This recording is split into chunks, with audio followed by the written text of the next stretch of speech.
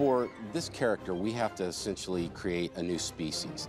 And within a few minutes of seeing him on the screen, you have to believe that he really exists. They've managed to make this incredible smooth motion, so it looks like a character. It looks like it's alive. Welcome to MPC's animation department here, working on monster trucks.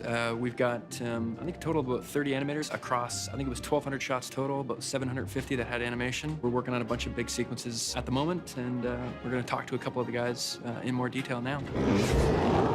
You know, when I first heard about it, I thought it would just be enormous trucks. I didn't think it would be a truck driven by a monster. I think that's quite a cool idea. The digital trucks were actually a ton of fun to build up. We took a lot of reference on set, just of the truck, the textures, and how they were actually performing with the remote controls that they were using to have them act on set. I'd never worked on that kind of thing before, so it's always fun to have a new challenge and think, how are we going to do that? How are we going to have a monster crawling along the ground and inside a truck?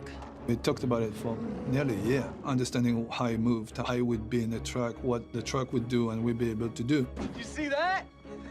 How does he power the vehicle? How does he operate the suspension and get locomotion in the vehicle? So we're utilizing aspects of him like the tentacles, so they can wrap the drivetrain. And he's got these cilia underneath the tentacles that allow him to power the drivetrain of the truck. This thing is kind of awesome, like strong and smart, really smart. He can learn anything. He's got his tentacles wrapped around the axle of the truck, and he's going super fast.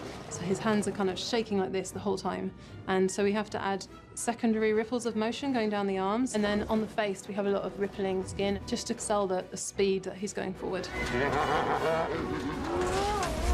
I guess the first sequences that I was leading on was the town chase sequence, which is where Trip and Meredith have to try and evade Burke and his henchmen through the town. This sequence was one of the big unveilings of the new gadgets that Trip has installed into the truck. Watch this. The gull-wing doors, which open up in the front to give room to get his tentacles outside of the truck. Those were used in scaling a building as well as jumping a street, which we called at one point the Frogger jump. Whoa! Did you see that?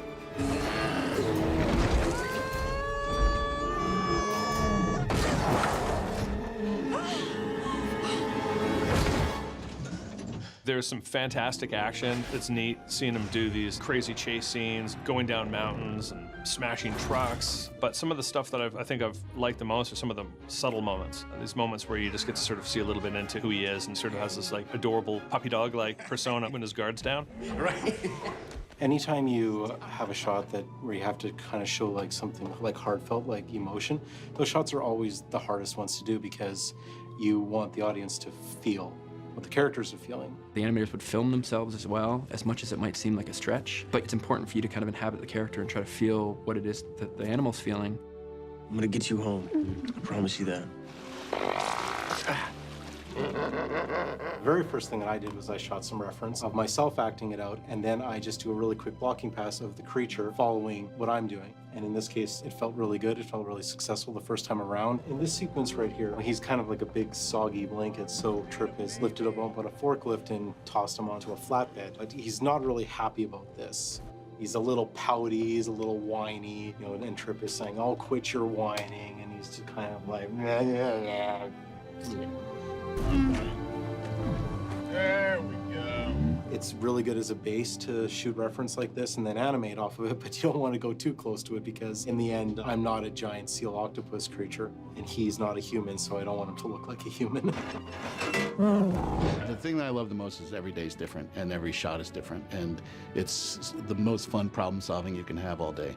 It's very interesting throughout the course of the day. You can get caught up in the minutia of how a creature is looking in a particular shot, and I'll often be surprised at how incredible our creature is looking, how cute he is. It becomes, I know we say monster truck, and it becomes then a creature in the trucks, and it really becomes a friend in a truck. You were a good truck.